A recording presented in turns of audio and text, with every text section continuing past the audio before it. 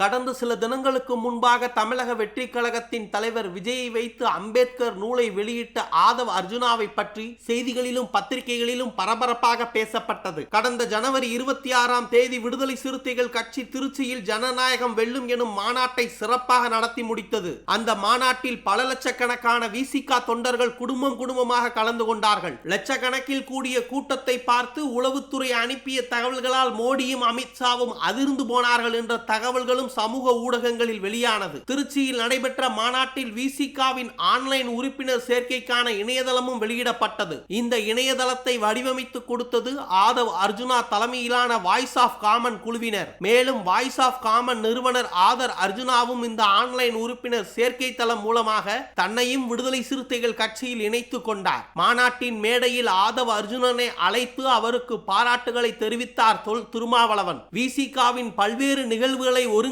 Voice of common நிறுவனர் ஆதவ் அர்ஜுனா தான் என்றும் இந்த ஜனநாயகம் வெல்லும் மாநாட்டை ஒருங்கிணைத்து நடத்தியது ஆதவ் அர்ஜுனா தான் என பெருமைப்படுத்தி பேசி அவருக்கு உறுப்பினர் அட்டையும் வழங்கினார் தொல் திருமாவளவன். இந்த நிலையில் கடந்த பிப்ரவரி மாதம் அம்பேத்கர் திடலில் நடைபெற்ற விடுதலை சிறுத்தைகள் கட்சியின் உயர்நிலை குழு கூட்டத்தில் ஆதவ் அர்ஜுனனுக்கு துணை பொதுச் செயலாளர் பொறுப்பு வழங்கப்பட்டது. 2021ஆம் ஆண்டு வாய்ஸ் ஆஃப் காமன் எனும் நிறுவனத்தின் மூலம் பிரசாந்த் கிஷோருடன் கூட்டணி அமைத்து திமுகவுக்கு வியூகம் வகுத்து கொடுத்ததும் ஆதவ் அர்ஜுனா தான். அந்த தேர்தலில் திமுக கூட்டணி மகத்தான வெற்றியை பெற்றது. அதன் பின்னாட்களில் விசிகாவின் துணை பொதுச் செயலாளர் என்ற அந்தஸ்தையும் பெற்றார் ஆதவ் அர்ஜுனா. திருச்சி மாவட்டத்தைச் சேர்ந்த ஆதவ் அர்ஜுனா சிறு வயதிலிருந்தே விளையாட்டில் மிகுந்த ஆர்வம் கொண்டவர். கூடைப்பந்து விளையாட்டில் சிறப்பாக விளையாடிய ஆதவ் அர்ஜுனன் மாவட்ட மாநில அளவில் ஏராளமான போட்டிகளில் பங்கேற்று சிறப்பாக செயல்பட்டுள்ளார். மேலும் இந்திய கூடைப்பந்து அணிக்காகவும் விளையாடி இருக்கிறார். முன்னாள் கூடைப்பந்து வீரரான ஆதவ் அர்ஜுனன் தற்போது தமிழ்நாடு கூடைப்பந்து சங்கத்தின் தலைவர்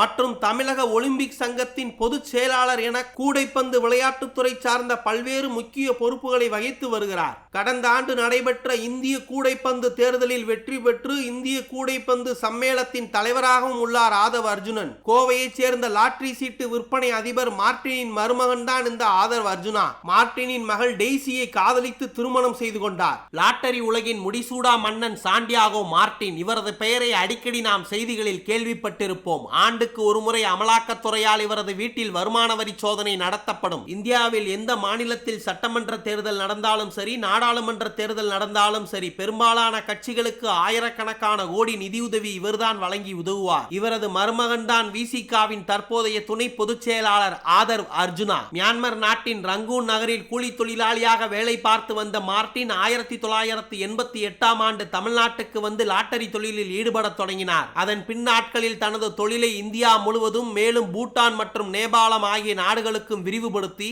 அதன் மூலம் கிடைத்த பல்லாயிரக்கணக்கான கோடி ரூபாய் பணத்தை வைத்து ரியல் எஸ்டேட், கட்டுமானம், ஜவுளி, ஹோட்டல் தொழில்களிலும் ஈடுபட தொடங்கினார். தற்போது அனைத்திந்திய லாட்டரி வர்த்தக சங்கத்தின் தலைவராக செயல்படும் மார்டின் அவர்களின் ஃபியூச்சர் கேமிங் சொல்யூஷன் நிறுவனம் உலகளாவிய அளவில் ஆன்லைன் கேமிங், கேசினோ, விளையாட்டு சூதாட்டம் உள்ளிட்ட பல துறைகளில் தடம் பதித்துள்ளது. மார்டின் தொடர்புடைய இடங்களில் அமலாக்கத்துறை சோதனை நடைபெற்ற போது ஆதவ் அர்ஜுனாவின் சென்னை போயஸ் கார்டன் பகுதியில் உள்ள வீடு மற்றும் அலுவலகங்களிலும் சோதனை நடைபெற்றது. வாய்ஸ் ஆஃப் காமன் என்னும் நிறுவனத்தை நடத்தி வரும் ஆதவ் அர்ஜுனா கடந்த ஓராண்டுக்கும் மேலாக விடுதலை சிறுத்தைகள் கட்சியின் பல்வேறு நிகழ்வுகள், கூட்டங்களை ஒருங்கிணைத்து வருகிறார். விசிக விருது வழங்கும் விழா, விசிக பூத் ஏஜெண்டுகள் கூட்டம் ஆகியவற்றை இவரது நிறுவனம் தான் ஏற்பாடு செய்து நடத்தியது. விசிக கூட்ட ஏற்பாடுகள் கட்சி தொண்டர்களே வியக்க வைக்கும் அளவுக்கு இருந்தனர். அண்மையில் திருச்சியில் லட்சக்கணக்கானோர் திரண்ட விசிக மாநாட்டையும் ஆதவ் அர்ஜுனா தான் ஒருங்கிணைத்தார். இந்த மாநாடு இதன் சிறப்பான செயல்பாடுகளால் தனி கவனம் பெற்றது. இந்த நிலையில் தான் அவரை விசிகாவின் துணை பொதுச் செயலாளராக நியமித்திருந்தார் திருமாவளவன்.